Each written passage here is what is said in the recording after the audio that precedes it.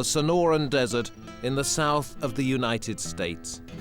A harsh, hot, and unforgiving landscape straddling the border with Mexico. A natural barrier, not so much a protective wall, but a regional belt dividing the bodies of two nations. Thousands of illegal migrants cross into this area of Arizona every year. To them, it represents a gateway to a better life. In reality, it's often a gauntlet of death from which they may never return. Crossing the desert to avoid these steel and concrete walls which mark the border in urban areas. When we're on a main road like this, we look for people. Anybody out here, they could be standing on the side of the road if they have made it this far and need help. Atención médica, aquí está uno, doctora. Llámanos si necesitan algo. Volunteer Catherine Ferguson and physician Norma Price are Samaritans, rescuing those who are in desperate need of help, illegals who've been physically and mentally defeated by the deadly conditions. People walk not only in trails, but they walk in circles because they're lost. So you could have a child walking out here, you could have a man, a grandmother, or you could have a group of people, and all I'm doing is looking for anything that looks like a human being. But Catherine and Norma aren't the only ones on the lookout. Two groups, both 10 plus. 10 plus, two groups, 10 plus. The United States government has as many Border Patrol and Border Patrol backup as there are stars in the sky. In an attempt to secure its borders, the current administration is spending billions of dollars on enforcement. Money, many argue, is doing little to stop the human traffic, merely rerouting it. Since they've closed the ports, it forces people out into this arid desert, and people are dying. So it is supposed to send a message back to the villages in Mexico that if you come here, you'll die out in the desert. It's a policy of death. They really don't know what they're facing. I mean, they don't know how hot and dry it is. Most of them, if they haven't been here before, they don't know about the desert. And we see women in high heel shoes or wedge shoes, and they'll have one bottle of water. And in this environment that is so hot and dry and desolate, they need, if they have any degree of heat exhaustion or heat illness, they need to be taken to the hospital immediately. And the heat literally just cooks the organs, the brain, the heart, the kidneys. We see a lot of pregnant women, and that also increases the risk that they'll get into trouble. The worst, saddest of all, of course, is the children. And we see situations where children die. But for those making the passage, it's a terrible choice. A gamble, really. Face death and avoid capture, or seek help, even if that means deportation. Hola, señor! Hola, señor! Ahead in the distance, emerging from the scrub, stands a solitary figure. His decision has been made. Paying with his life is too high a price for passage to the promised land. ¿Necesitan agua y comida? Buenos días, señor. ¿Cómo está? Me llamo Catalina. Somos samaritanos. Somos de la iglesia. Frightened, disorientated, and exhausted, his story is like so many others, left behind when he couldn't keep up with the group. ¿Cuántas personas fueron en el grupo? 25. 25. Se quedaron 3, como 2 días fue, hasta acá aguanté. ¿Y por qué viene aquí a los Estados Unidos?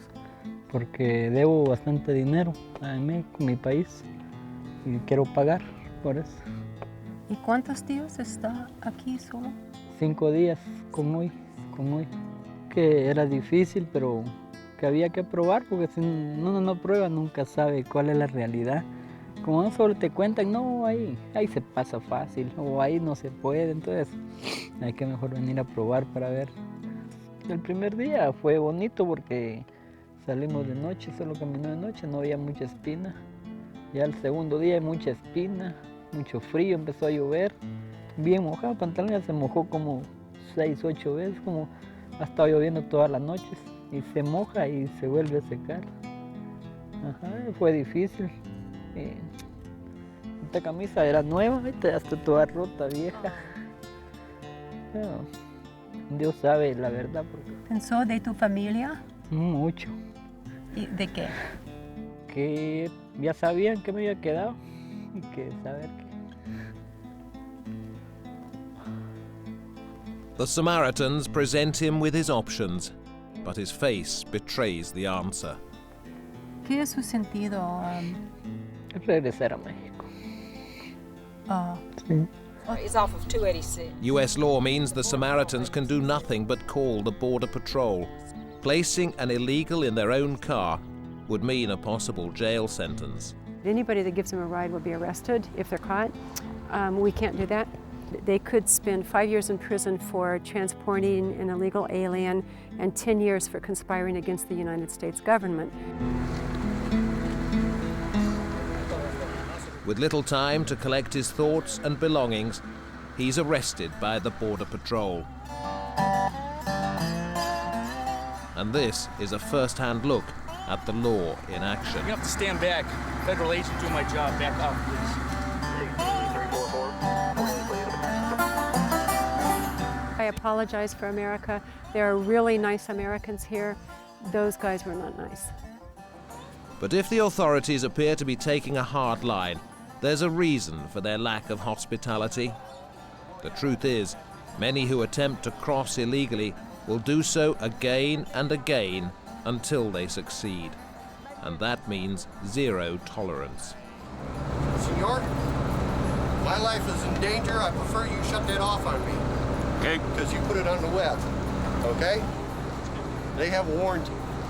Oh my goodness, these are human beings. We're dealing with intelligent, feeling, sentient beings, and we can't give them socks or water. There's something very wrong with that.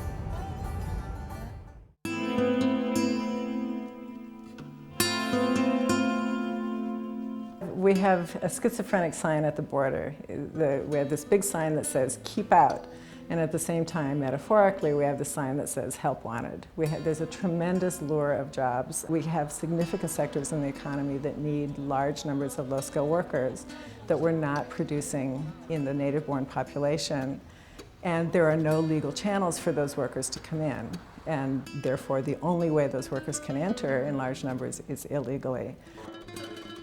Judith Gans is an academic and an immigration expert.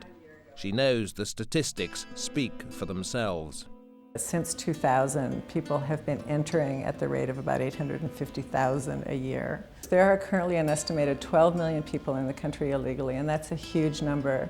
But the other thing that's happening is that immigrants are going to what we call non-traditional states. Communities all over the country are suddenly waking up to find large foreign-born populations in their midst, in their schools, and it seemed like it happened overnight, and people are sort of saying, wait a minute, what's going on? And there's a feeling that the system's out of control, which in fact it is. I mean, there are serious problems with our immigration system. A series of fences dotted along the 3,000-kilometer border between the United States and Mexico were designed to stem the flow of illegal movement in urban areas. Based on current estimates, the system is a failure. The walls have not been an effective deterrent. They've changed the way and the costs involved in getting in. At the time that the fence was put up in California, the assumption was that the desert was too difficult an environment and that the desert itself would be an effective wall and people wouldn't come in through the desert. And that has turned out to be false. People have come in through the desert, and as you know, a lot of people have died trying to cross. Despite this, the walls will continue to go up. With President Bush signing off on the Secure Fence Act in 2006, approving the construction of a wall stretching 1,000 kilometers. On the other side of the fence, the lure of the American dollar appeals to both citizens and the Mexican government alike. Mexico benefits tremendously by having its workers here. Remittances, money being sent home by Mexican citizens working in the United States to their families in Mexico. It's the second largest source of foreign currency in Mexico. It lessens the social pressure within the country. So Mexico, in a real way, doesn't have a huge incentive to stop this. Though for Dora Rosas, all she can see is a separation barrier which has divided her family. My son went to the United States because his work paid him so little. He worked very hard, but here, the culture is to pay people very little, to make them work hard, but not to pay much, so he decided to go over there. But without legal status, Juan cannot move between the two countries. So for the past 14 years, he hasn't seen his family in Mexico. The main thing about having a family is not the money, it's being together. I've always managed with my husband and daughter. We're all in one boat, and if we don't get out together, we're not going to get out. It's the same for fathers on the other side that are sending money here. But if the mother and the kids are alone, what's the point? It's a sacrifice millions have been willing to make, and a path many more seem certain to follow.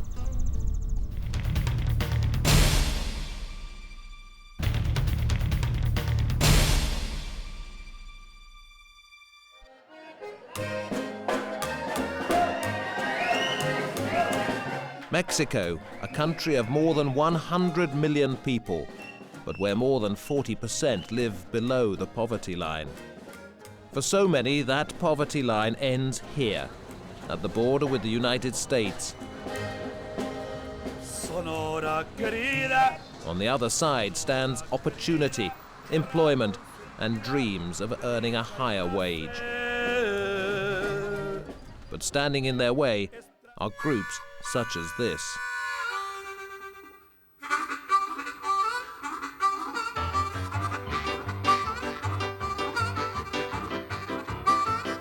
This is American Border Patrol, US citizens doing their bit to keep illegals out. The organization is led by Glenn Spencer. His Arizona ranch sits directly on the border. Thanks to Glenn, anyone can patrol it via the internet. This is one of American Border Patrol's remotely operated border cams. This camera is wireless and operated by solar power. So really, you could run this camera from your home in New York to watch the border, so that we can have thousands of Americans watching the border with real vigilance, 24 hours a day, 7 days a week.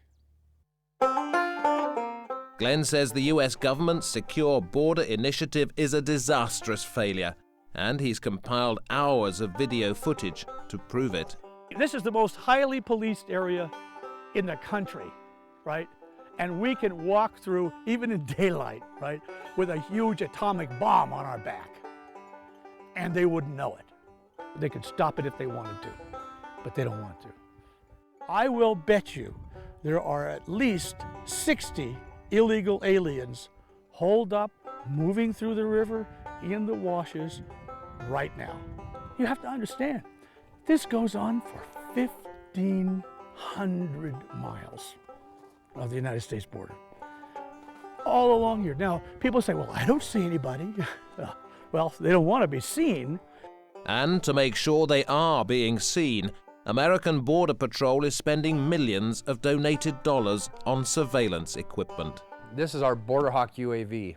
UAV stands for unmanned aerial vehicle, and basically it's not a lot different than a remote control airplane, except this has a computer inside of it. It flies by itself, and underneath, right down here, this is our little pan and tilt system here.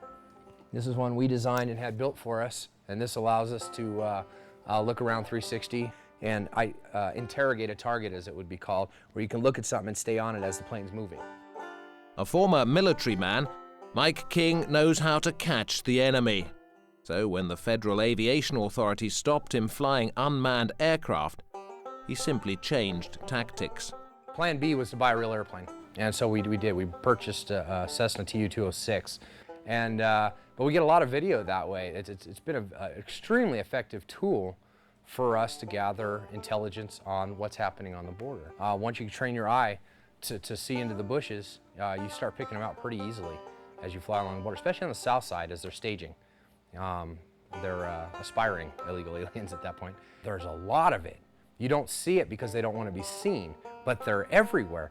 When we first got our thermal camera and put it on the house, and I turned it on, I swung it into the south, just looking into Mexico, there were people down there. And the next day there were people down there, and the next day there were people down there. And that every night I was catching groups of 20, 30 walking just west of the property here. For like 3 weeks straight, in 3 weeks I caught like 500 people. I don't pretend like I'm not involved. You know, my conscience won't allow me. I see it happening, you're not getting into my country today. And I call the Border Patrol. So and let them deal with it. We don't go out and tackle anybody. This all may seem a little excessive, obsessive, or even slightly mad. But considering that more than $3 billion is being spent on border security, Glenn showed Al Jazeera exactly where that money isn't going. We're approaching now the international border between the United States and Mexico. I'm now going to step into Mexico, and here we are.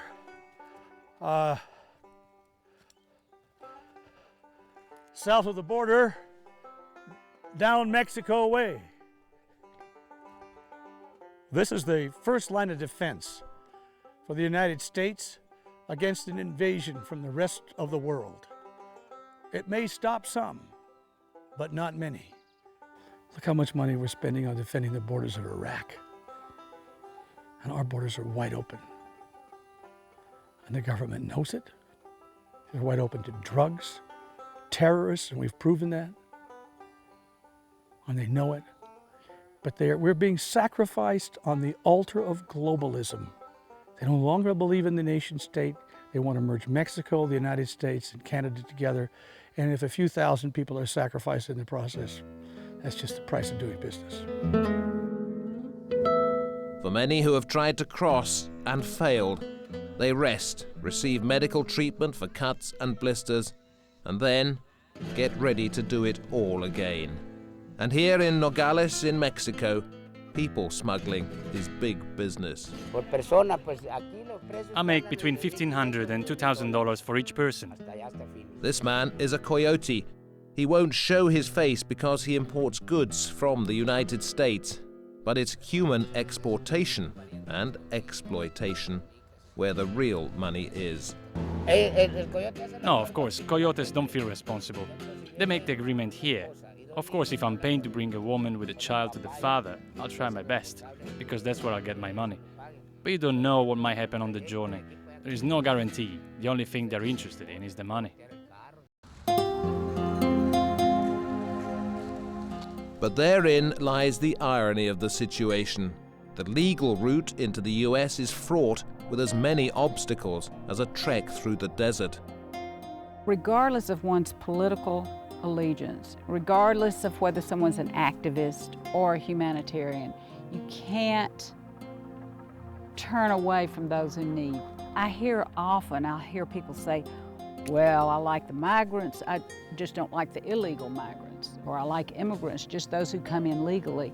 And I think these people are either extremely naive or stubborn or turning their back on the situation because there's no way these people can come in legally.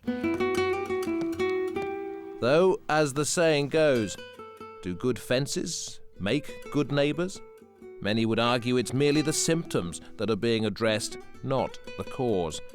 And that is an issue for both sides of the fence.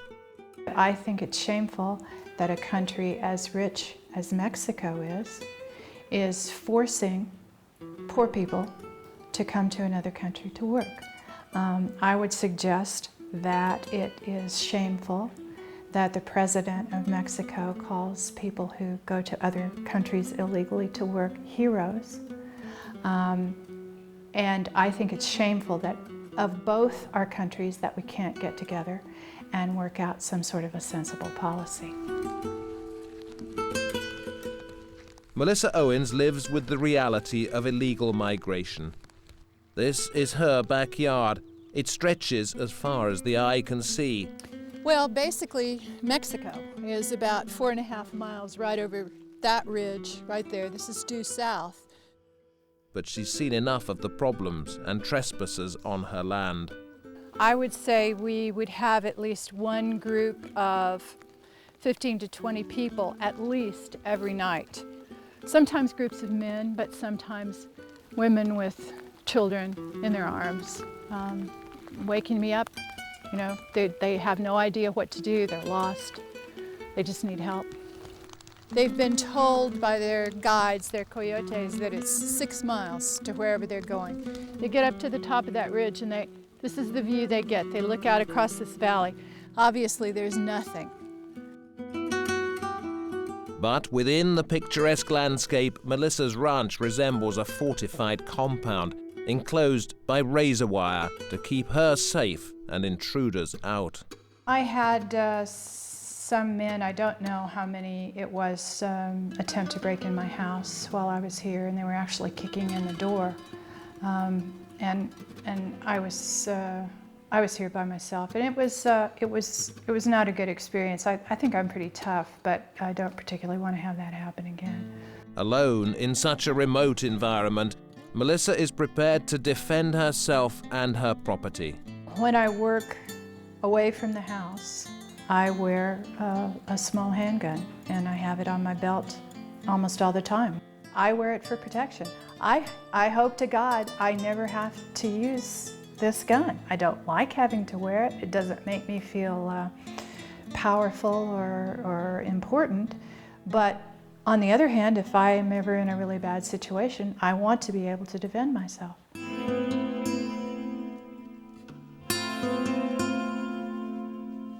An emotionally charged issue, illegal migration has polarized Americans. It's an issue debated by politicians thousands of kilometers away in Washington, D.C., but one which affects individuals at the border directly. If I didn't have the greatest respect for Hispanic culture, I sure wouldn't live on the Arizona-Mexico border. I'm not talking about race, I'm not talking about nationality. I'm talking about people who are on my land and in my country illegally. I don't want people I don't know walking across my land, and I don't care whether they're from Finland or Togo or Guatemala. I don't want them here. It's a small war zone. People don't know what it is. I wish they would come here. At the moment, it's very quiet with beautiful big clouds. But at certain times of day, there are helicopters out here, there are horse patrols, there are ATVs around, there are guys that look like Darth Vader. They're completely covered in black, and they carry guns.